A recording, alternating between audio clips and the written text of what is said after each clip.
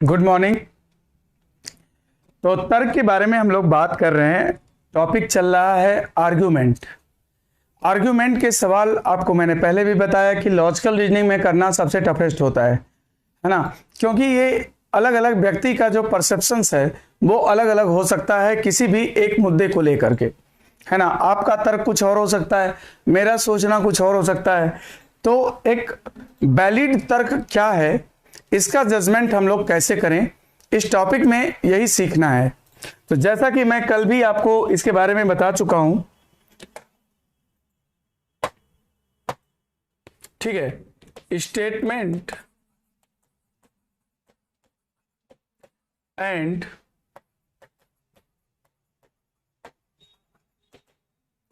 Argument. तो आज मैं कॉन्सेप्ट की बातें खत्म कर लूंगा। इसके बाद अब आपको प्रैक्टिस सेट पे ले आएंगे कि क्वेश्चन का प्रैक्टिस कैसे किया जाए, क्वेश्चन को हम देख करके कैसे आंसर को सही करेंगे। तो अभी तो आज कॉन्सेप्ट खत्म होगा। इसका प्रीवियस लेक्चर जो कल मैंने पढ़ाया था स्टेटमेंट एंड आर्गुमेंट, उसमें भी कॉन्सेप्ट की ही बातें मैंने करा था। आज भी मैं कॉन्सेप्ट की बात करूंगा।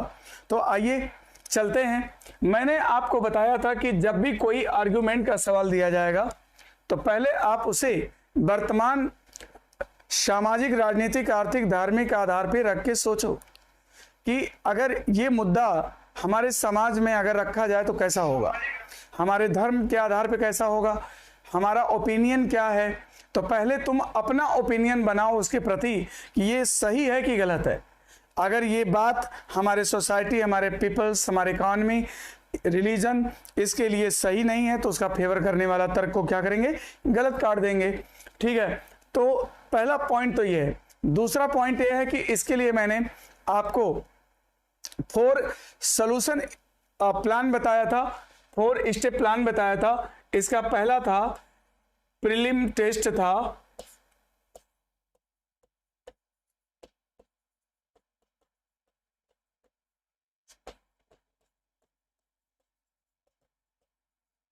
जिसमें 4 बातें थी। पहली बात थी कि तर्क एम्बिगुअस नहीं होना चाहिए, एम्बिगुअस नहीं होना चाहिए मतलब अस्पष्ट नहीं होना चाहिए, अस्पष्ट नहीं होना चाहिए। दूसरी बात थी टू मच सिंपल नहीं होना चाहिए।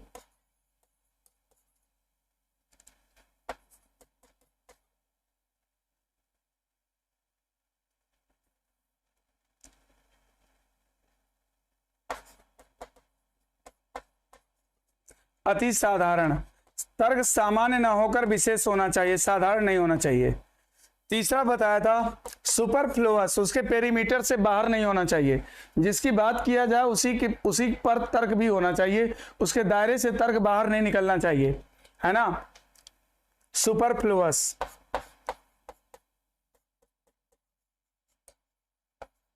और चौथी जो बात है वो ये बात है कि क्वेश्चन मार्क नहीं होना चाहिए।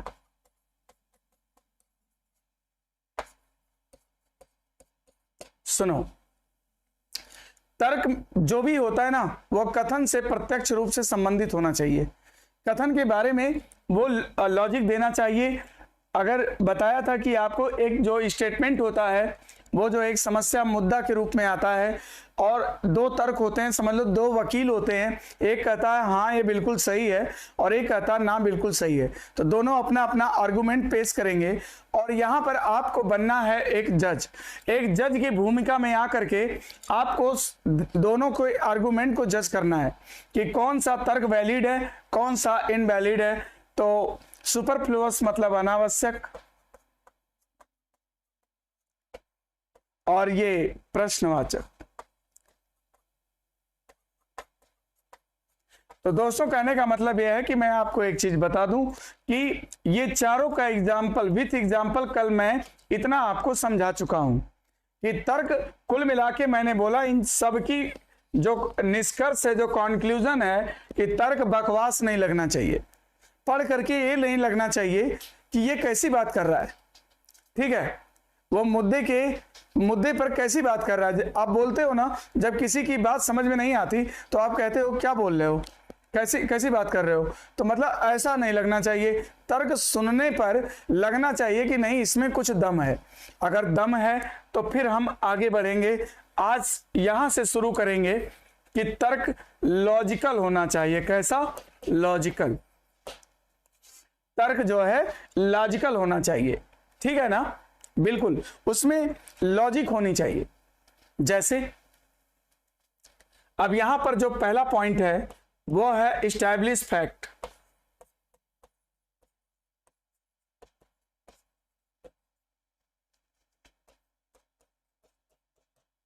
Establish fact.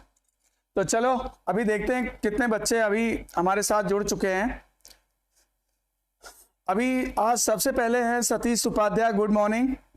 Vibha Yadav good morning. Sushant good morning. Vishal good morning. Nikhil Dubey good morning. Satish Upadhyay good morning, है ना, सबको गुड मॉर्निंग है। Saurabh Gupta good morning.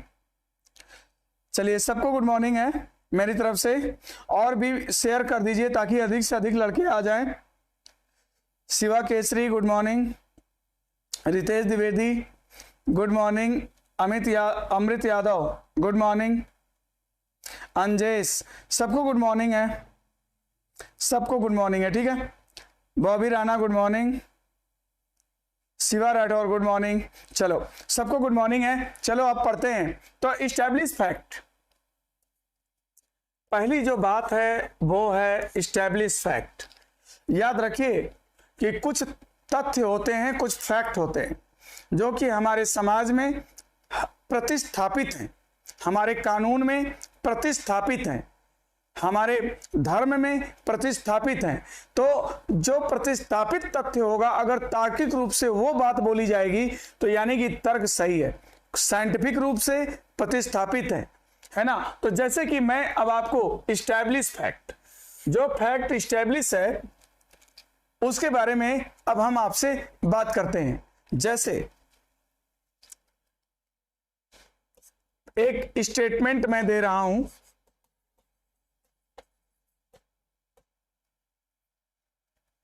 Statement, ठीक है। पहला है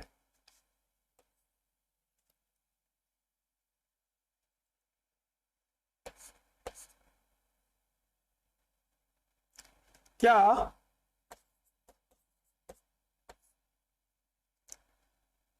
भारत में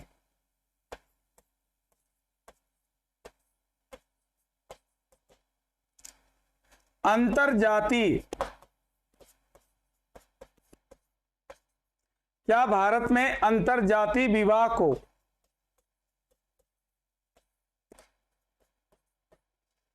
प्रोत्साहन दिया जाना चाहिए? अंतरजातीय विवाह को प्रोत्साहन दिया जाना चाहिए।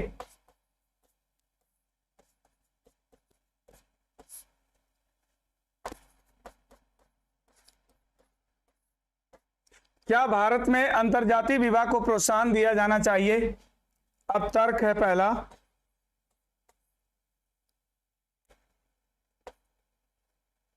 हाँ, इससे जाति प्रथा खत्म हो जाएगी, इससे जाति प्रथा खत्म हो जाएगी। दूसरा तर्क है नहीं, दूसरा तर्क है नहीं, दूसरा कहता है कि नहीं, इससे हमारी परिवार प्रणाली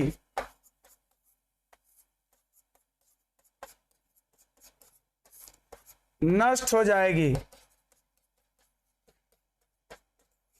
परिवार प्रणाली नष्ट हो जाएगी, ठीक है। क्या भारत में अंतरजातीय विवाह को प्रोत्साहन दिया जाना चाहिए? तो कहता है कि हाँ, इससे जाति प्रथा खत्म हो जाएगी, और दूसरा कहता है नहीं, हमारी परिवार प्रणाली नष्ट हो जाएगी। तो देखिए, हमारे समाज में इस्टेब्लिश फैक्ट है, जातियां कॉस्टलिज्म इस्टेब्लिश्ड है, ठीक है।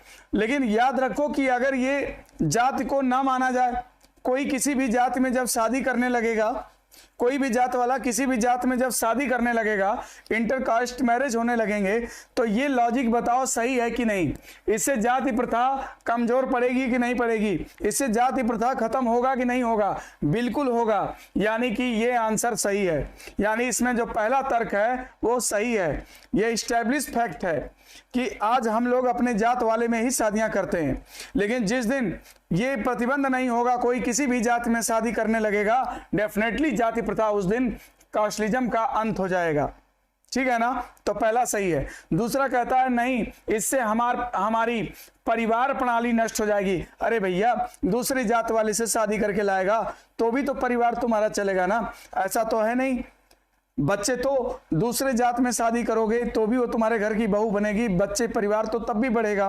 तो परिवार कहाँ नष्ट हो रहा है ना? ऐसा थोड़ी ना है कि दूसरे जात में शादी कर लेने से परिवार ही नष्ट हो जाएगा।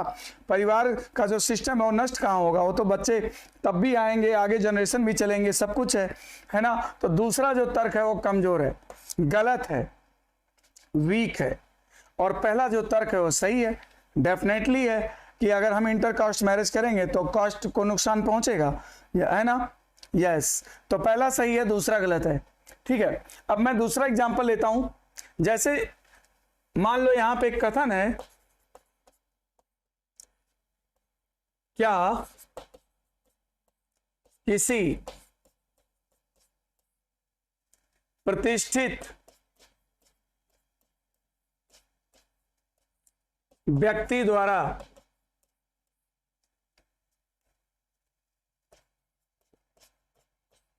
किए जाने वाले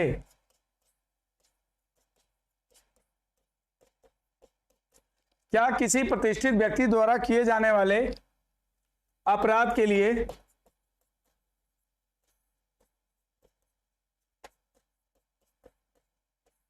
उसके साथ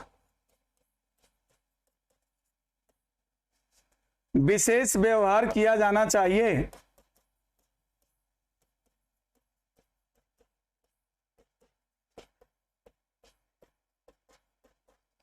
विशेष व्यवहार किया जाना चाहिए, ये स्टेटमेंट है। ओके, तर्क है पहला, हाँ, प्रतिष्ठित व्यक्ति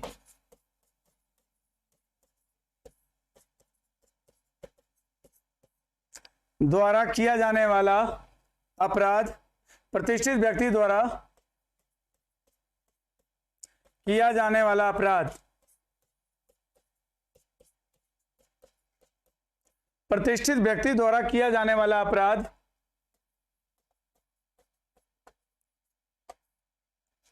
जानबूझकर नहीं होता, जानबूझकर नहीं होता, जानबूझकर नहीं होता। दूसरा कहता है नहीं, कानून के सामने, कानून के सामने सभी व्यक्ति समान हैं, कानून के सामने सभी व्यक्ति समान हैं। तो देखिए क्या कह रहा है, क्या किसी प्रतिष्ठित व्यक्ति द्वारा किए जाने वाले अपराध के लिए उसके साथ विशेष व्यवहार किया जाना चाहिए? तो बताइए, कोई प्रतिष्ठित व्यक्ति अगर अपराध कर देता है तो क्या उसके लिए विशेष व्यवहार किया जाए? तो कह रहा है हाँ, प्रतिष्ठित व्यक्ति द्वारा किया जाने वाला अपराध जानबूझकर नहीं होता। बताओ, आपको नहीं लग रहा है सुन करके कि ये बकवास कर रहा है? प्रतिष्ठित व्यक्ति है तो क्या वो अपराध नहीं कर सकता? कर सकता है, बिल्कुल कर सकता है। ये कौन सी बात है कि जानबूझ के नहीं करता?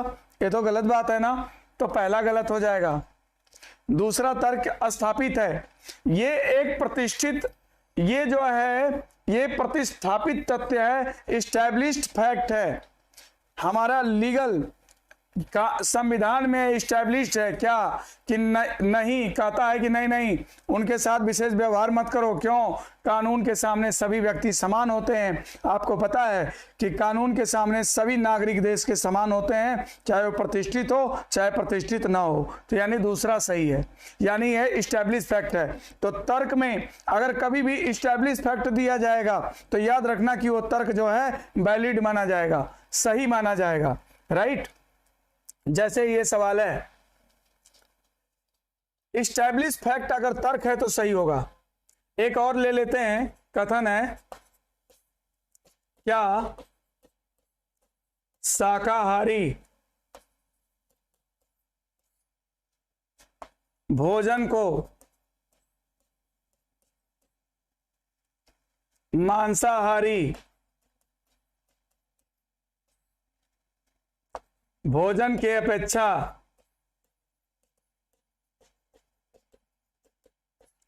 क्या शाकाहारी भोजन को मांसाहारी भोजन की अपेक्षा अधिक महत्व प्रदान करना चाहिए?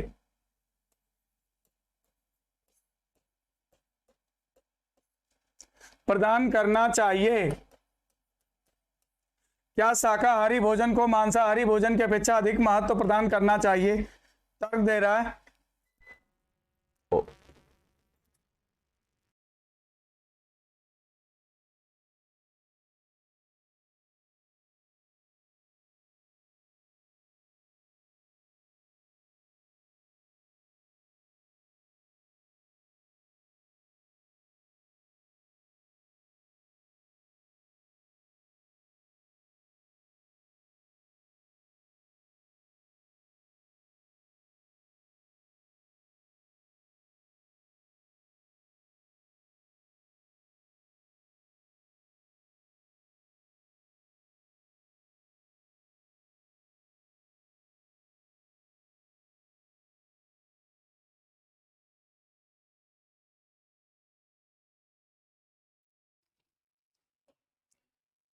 Sorry for the interruption, light थोड़ी चली गई थी, इसके वजह से थोड़ी प्रॉब्लम आ गई, कोई बात नहीं। तो मैंने क्वेश्चन क्या लिखा था?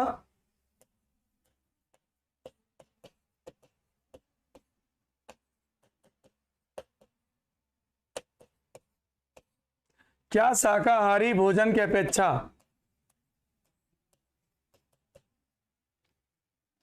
क्या शाकाहारी भोजन को मांसाहारी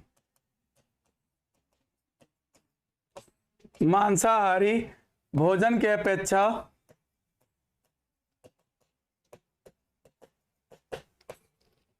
अधिक महत्व प्रदान करना चाहिए?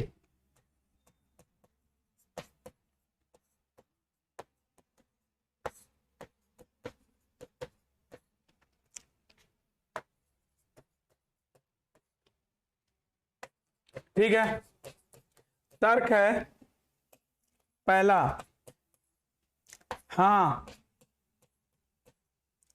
शाकाहारी भोजन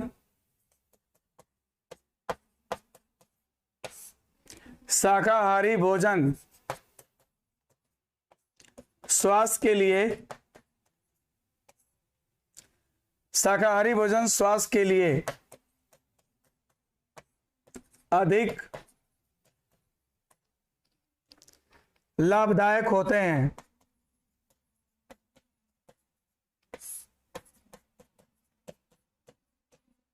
दूसरा नहीं, मांसाहारी भोजन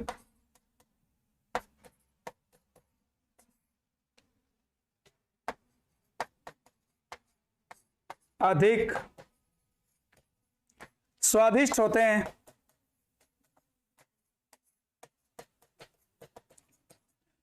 देखिए मुद्दा क्या है, मुद्दा यह है कि शाकाहारी भोजन और मांसाहारी भोजन पे बहस हो रही है कि शाकाहारी भोजन को अधिक महत्व दिया जाए कि मांसाहारी भोजन को अधिक महत्व दिया जाए। तो एक बंदा बोलता है कि हाँ हाँ शाकाहारी भोजन अधिक महत्व देना चाहिए। क्यों? क्योंकि कहता है स्वास्थ्य के लिए अधिक लाभदायक है। तो अगर साइंटिफिकली आप बात करोगे तो ये बातें इस्टेब्लिश्ड फैक्ट हैं, हम ही नहीं मानते, पूरा सोसाइटी मानता है, पूरा देश मानता है शाकाहारी भोजन स्वास्थ्य के लिए अधिक लाभदायक होता है। मतलब कि पहला तर्क इसका स्ट्रांग है। दूसरा तर्क कहता है नहीं, मांसाहारी भोजन अधिक स्वादिष्ट है। अरे भाई, ये किसी व्यक्ति का मीट खाने वाले का ये इंडिविजुअल परसेप्शन हो सकता है कि मांसाहारी भोजन अधिक स्वादिष्ट है। जो शाकाहारी खाते हैं उनको भी स्वादिष्ट लगता होगा, है ना। तो ये कहना कि नहीं, इस आधार पे नहीं देना चाहिए क्योंकि मांसाहारी भोजन अधिक स्वादिष्ट होता है, तो ये तर्क कमजोर है, ये बिल्कुल बकवास है, गलत है ना भाई। तो केवल पहला सही है। Archana Yadav good morning, Vishwajeet Yadav good morning, ठीक है। Jyoti Pasi first, Shiva Kesari only first, बिल्कुल सही है। अगला देखो, पहली चीज की इस्टेब्लिश फैक्ट के बारे में बता दिया। दूसरी चीज है नोशन ऑफ ट्रूथ।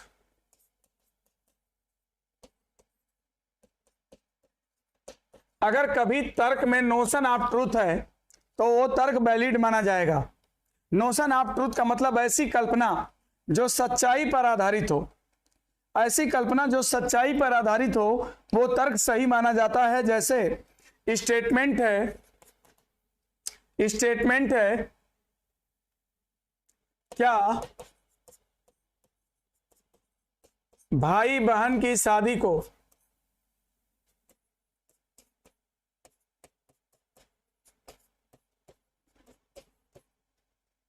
मान्यता प्रदान करना चाहिए।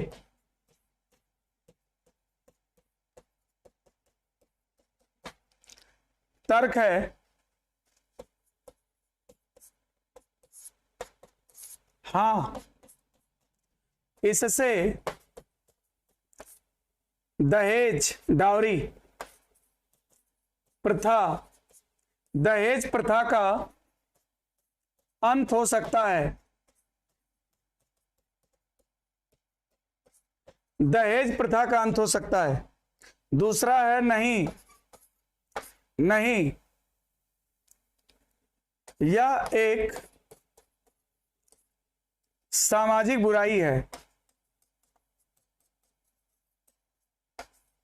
सामाजिक बुराई है। कुछ चीजें हमारे समाज में इस्टेब्लिश्ड हैं, जैसे नोशन ऑफ ट्रूथ, एक ऐसी कल्पना जो सच्चाई के करीब हो। क्या भाई बहन की शादी को मान्यता प्रदान करना चाहिए? पहला तर्क दे रहा हाँ कर देना चाहिए। इससे दहेज प्रथा को रूट आउट किया जा सकता है, उन्मूलन किया जा सकता है। तो भाई दहेज प्रथा को खत्म करने के लिए एक ही एक व्यवस्था थोड़ी ना है। ये हमारा समाज कभी मान्यता प्रदान नहीं करेगा, क्योंकि हमारे समाज में ऐसी चीजों की मान्यता नहीं है ना। हमारा समाज इनको बुराई मानता है, बुरी नजर से देखता है। तो यानी जो दूसरा तर्क है कि नहीं, यह एक this is a social evil, यह एक सामाजिक बुराई है, बिल्कुल करेक्ट। क्योंकि आपको भी पता है, हमको भी पता है, पूरे देश को पता है कि ये हमारा समाज इसको बुरी नजर से देखता है ना, इसलिए गलत है। ठीक है, तो पहला जो है दहेज प्रथा का अंत हो जाएगा। तो दहेज प्रथा को सरकार नियम कानून बना करके भी खत्म कर सकती है, यही एक तरीका थोड़ी है दहेज प्रथा को खत्म करने का। तो दूसरा, पहला गलत है और दूसरा सही है, क्योंकि समाज इसको बुराई मानता है, बिल्कुल करेक्ट है। Only second. तो कभी कोई इस्टेब्लिश फैक्ट आए, चाहे साइंटिफिक फैक्ट हो, चाहे वो संवैधानिक फैक्ट हो, है ना, और चाहे वो वैज्ञानिक फैक्ट हो, है ना, कोई भी चीज अगर इस तरह से आता है या सोशल रूप से समाज द्वारा अगर मान्यता प्राप्त है तो तार्किक रूप से वो सही होगा। ठीक है, अब इसके बाद तीसरा पॉइंट जो मैं लेता हूं वो है एक्सपीरियंस, अनुभव।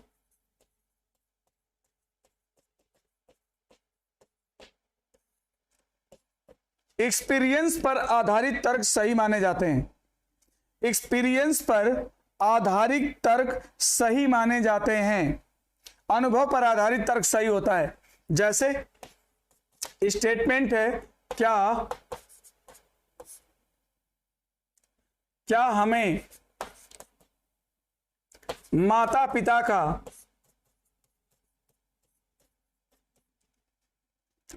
पैर प्रतिदिन छूना चाहिए? प्रतिदिन छूना चाहिए। तर्क है हाँ, इससे अनुशासन बढ़ता है। इससे अनुशासन बढ़ता है। दूसरा, नहीं, एक ही काम करके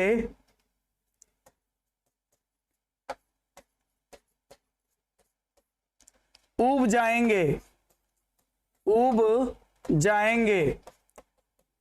अब देखिए, बच्चों से कहा जा रहा है कि क्या हमें, मुद्दा यह है कि क्या हमें माता पिता का पैर प्रतिदिन छूना चाहिए। अब तर्क दे रहा है हाँ, इससे अनुशासन बढ़ता है, बिल्कुल, इससे हमारा डिसिप्लिन बढ़ेगा, बिल्कुल करेक्ट बात है, बिल्कुल लॉजिकल बात है। दूसरा कहता है नहीं, एक ही काम करके ऊब जाएंगे। अरे कैसी बकवास कर रहा है यार, माता पिता का पैर छू के ऊब जाएगा बोल रहा है, यानी ये तो बकवास हो गया ना। तो दूसरा गलत है, ऊब जाएंगे, ये तो एक बकवास सी बात हो गई है ना, एकदम टुच्चेपन वाली बात। फेयरवेल के आप YouTube में मेरा वीडियो भी डाली। ये कौन है भैया? सुशांत निषाद जी, कहाँ बात कर रहे हो? जितेश कुमार, बिल्कुल पहला सही है। अब इसके बाद दूसरा आता है, अगली हेडिंग डालोगे एग्जाम्पल।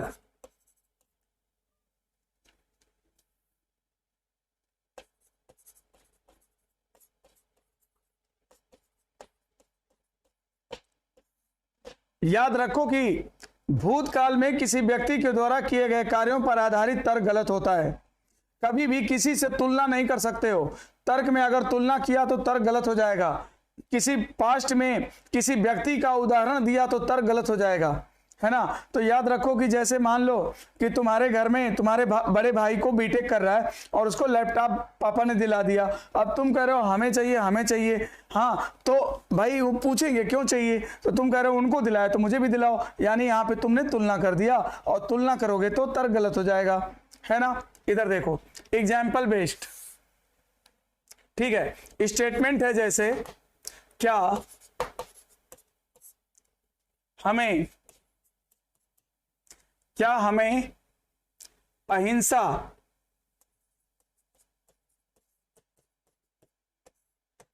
के नीति का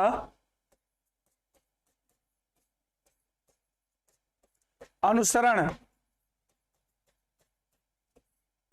करना चाहिए? क्या हमें अहिंसा के नीति का अनुसरण करना चाहिए? तर्क दे रहा है हाँ, गांधी जी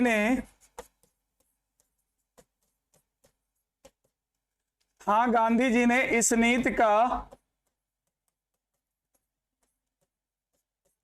अनुसरण किया था।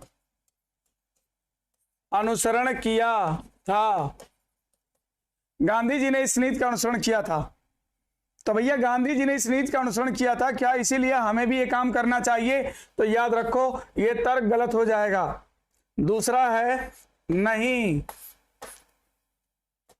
भगत सिंह ने अनुसरण नहीं किया था। तो भैया बताओ जरा हमें कि ये बताओ कि गांधी जी या भगत सिंह ने जो काम किया वो देश काल खंड वातावरण परिस्थितियां सब कुछ अलग थी। आप किसी भी पास्ट में किए हुए व्यक्ति के कार्यों पर आधारित तर्क नहीं दे सकते हैं। अगर आप ऐसा तर्क दोगे तो तर्क गलत माना जाएगा, है ना। कहीं भी भारत में क्या ये होना चाहिए, तर्क दोगे हाँ अमेरिका में ऐसा होता है तो गलत हो जाएगा, ब्रिटेन में ऐसा होता है तो गलत हो जाएगा। कहीं भी कंपैरिजन नहीं होना चाहिए, एग्जाम्पल नहीं होना चाहिए। जहां भी एग्जाम्पल और कंपैरिजन आएगा तर्क को गलत काट दिया जाएगा, बोथ विल बी रॉन्ग। दोनों तर्क क्या हो जाएंगे? गलत हो जाएंगे, राइट। ओके, अब इसके बाद अगला लेते हैं। तो मैंने आपको क्या बताया, इस सबसे पहले उसका प्री टेस्ट करोगे। प्री टेस्ट कैसे करोगे? प्री टेस्ट कैसे करोगे? प्री टेस्ट आपको मैंने बताया कि 4 तरीके से होगा। फिर इसके बाद बताया कि तर्क अगर लॉजिकल है तो तर्क सही होगा। लॉजिक में क्या क्या चेक करना है? इस्टेब्लिश फैक्ट है, यूनिवर्सल फैक्ट है, अ नोशन ऑफ ट्रूथ है, हाँ, और एग्जाम्पल बेस्ड है, एक्सपीरियंस बेस्ड है। तो ये सारी चीजें आपको चेक करना है। ठीक, अब इसके बाद है प्रोज एंड कॉन्स।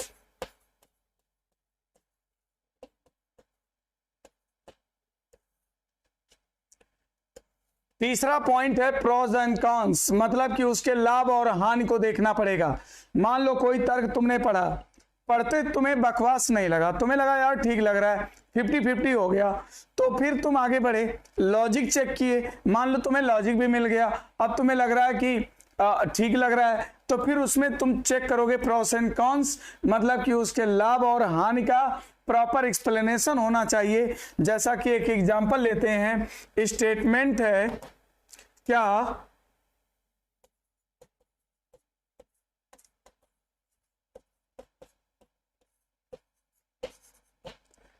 स्कूलों में योगा की शिक्षा, क्या स्कूलों में योगा की शिक्षा अनिवार्य कर देनी चाहिए?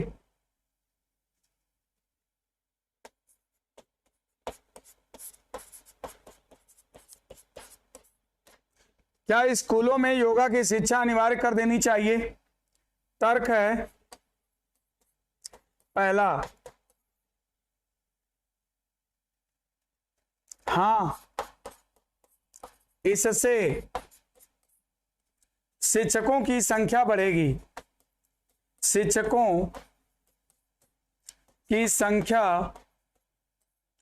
बढ़ेगी। दूसरा है नहीं, इससे विद्यार्थी पढ़ाई पर ध्यान नहीं दे पाएंगे। चलो बताओ, देखिए अगर मान लो कि तुमने किसी तर्क को 4 स्टेप प्लान पे अगर रख करके देखा, अगर तुम्हें वो बकवास नहीं लगता है तो सेकंड स्टेप में आओगे, लॉजिक चेक करोगे, लॉजिक भी मिलती है तो थर्ड स्टेप पे आओगे, उसमें लाभ और हानि का एक्सप्लेनेशन देखोगे, तो लाभ और हानि का एक्सप्लेनेशन देखोगे तो बताओ क्या स्कूलों में योगा की शिक्षा अनिवार्य कर देनी चाहिए? मुद्दा है स्कूल में योगा की शिक्षा अनिवार्य। तो भाई योगा से अगर कहोगे हाँ करनी चाहिए तो तुम्हें योगा से होने वाले लाभ के बारे में बताना पड़ेगा, अगर कहोगे नहीं होना चाहिए तो तुम्हें योगा से होने वाले हानियों के बारे में बताना पड़ेगा। अब यहां पर देखो क्या कहता है, हाँ इससे शिक्षकों की संख्या बढ़ेगी, गलत, बकवास। क्यों बकवास? अब ध्यान से सुनो, ये बताओ शिक्षक की संख्या ही बढ़ाना है तो किसी भी सब्जेक्ट में बढ़ा सकते हो, योगा ही क्यों? फिजिक्स, केमिस्ट्री, मैथ कहीं बढ़ा लो, इतिहास, भूगोल कहीं बढ़ा लो, योगा में ही क्यों? क्या रियली शिक्षकों की संख्या बढ़ाने के लिए ही योगा करना चाहिए या करवाना चाहिए? नहीं, ये तर्क गलत है। वो तो हम किसी भी सब्जेक्ट में बढ़ा सकते हैं ना, तो ये गलत है। दूसरा, नहीं इससे विद्यार्थी पढ़ाई पर ध्यान नहीं दे पाएंगे, गलत बात है। क्यों? क्योंकि सबको पता है योगा करने से कंसंट्रेशन बढ़ता है, तो विद्यार्थी और भी पढ़ाई पर ध्यान दे पाएगा। योगा करने से कंसंट्रेशन कम थोड़ी ना होता है, तो पढ़ाई पे तो और ध्यान दे पाएगा, और ही कह रहा नहीं दे पाएगा, यानी कि दोनों ही तर्क क्या है? गलत हैं, बोथ विल बी रॉन्ग। ठीक है, अब चलो लास्ट चौथा पॉइंट आपको क्या चेक करना है? चौथा पॉइंट चेक करना है बैलेंस। स्टेटमेंट है क्या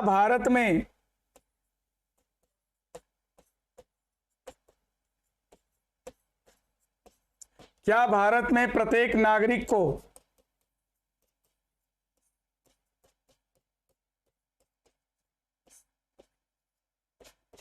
मिलिट्री ट्रेनिंग, क्या भारत में प्रत्येक नागरिक को मिलिट्री ट्रेनिंग अनिवार्य कर देनी चाहिए?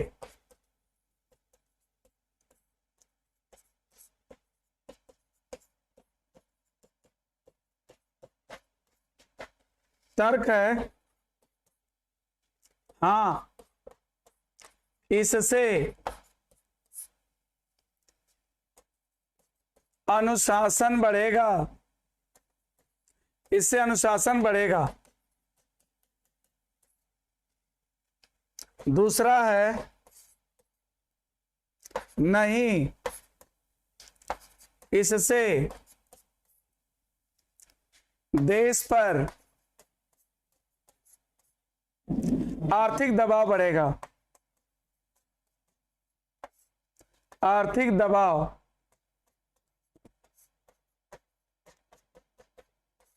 आर्थिक दबाव बढ़ेगा।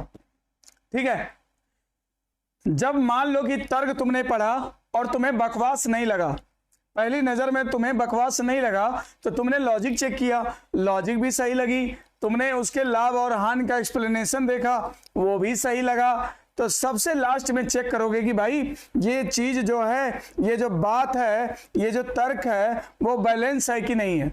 बैलेंस का क्या मतलब है कि समस्या बहुत छोटी हो, तुम बहुत बड़े उपाय कर दिए, समस्या बहुत बड़ी है, तुम बहुत छोटी उपाय कर दिए।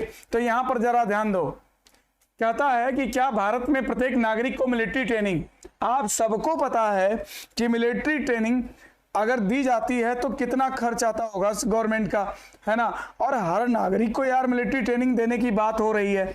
हाँ, तो इससे क्या होगा, इससे अनुशासन बढ़ेगा। तो देखिए बकवास तो नहीं है, मिलिट्री ट्रेनिंग आपको पता है कि अनुशासित लोग हो जाएंगे, अनुशासन तो होगा, लेकिन ये बैलेंस नहीं है। क्या सिर्फ अनुशासित करने के लिए इतना बड़ा स्टेप उठाना जरूरी है? क्या हमें मिलिट्री ट्रेनिंग देना ही जरूरी है? वो तो माता पिता, स्कूलों में टीचर भी बच्चों को अनुशासित करते हैं, है ना, उनको अनुशासन का पाठ हम बचपन से पढ़ा सकते हैं। सिर्फ यही तो एक बात नहीं है ना कि इतना बड़ा स्टेप लिया जाए कि भारत के प्रत्येक नागरिक को मिलिट्री ट्रेनिंग करवाई जाए। ये तर्क इनका गलत है, ये बैलेंस नहीं है, ये बैलेंस नहीं है। दूसरा कहता है नहीं, इससे देश पर आर्थिक दबाव बढ़ेगा। बिल्कुल बिल्कुल बढ़ेगा। अगर हर नागरिक को आप मिलिट्री ट्रेनिंग दिलवाने की कोशिश करेंगे तो हमारे देश पर इसका आर्थिक बोझ बहुत ज्यादा बढ़ जाएगा, जो कि गलत है, जो कि राइट है, बिल्कुल सही बात है। इससे देश पर आर्थिक दबाव बढ़ेगा, इसलिए जो है प्रत्येक नागरिक को मिलिट्री ट्रेनिंग नहीं दी जानी चाहिए। बिल्कुल तर्क सही है। Only second. तो दोस्तों आज अब मैं आपको बता दूं कि आज मैंने कॉन्सेप्ट कंप्लीट कर दिया है, तर्क का कॉन्सेप्ट मैंने पढ़ा दिया है। इसका मेरा कल का एक लेक्चर और आज का लेक्चर मिला करके दोनों लेक्चर अगर आप पढ़ते हैं तो आपको पूरी तरह से कंफर्म हो जाएगा, कोई प्रॉब्लम्स नहीं आएगा। अब मैं तर्क का प्रॉब्लम प्रैक्टिस कराऊंगा, ठीक है, और इसकी टाइमिंग आपको बता दी जाएगी और उस टाइम पे आप सभी लोग प्रेजेंट हो जाइएगा, क्योंकि जो भी क्लास मैं ऑफलाइन क्लास में जो प्रॉब्लम कराता हूं वो प्रॉब्लम मैं आपको ऑनलाइन नहीं कराऊंगा, यहां पर दूसरे प्रॉब्लम कराऊंगा। इसलिए हर बच्चे के लिए बहुत ही यूजफुल होगा प्रैक्टिस करना, और प्रैक्टिस से ही आप लॉजिक को स्ट्रांग कर सकते हैं, और कोई दूसरा उपाय नहीं है। सुमित, जितेश, सुमित, मधु, विश्वजीत, सबको, और जरा वीडियो को आप लोग लाइक कर दो और शेयर भी कर दो अधिक से अधिक। और ये भी मैं आपको बताऊं कि आपको टाइमिंग बता दी जाएगी प्रैक्टिस की, और उस समय आपको 1 घंटे की प्रैक्टिस कराई जाएगी। तो ओके, थैंक यू। अभी आज इतना ही रखते हैं। ओके।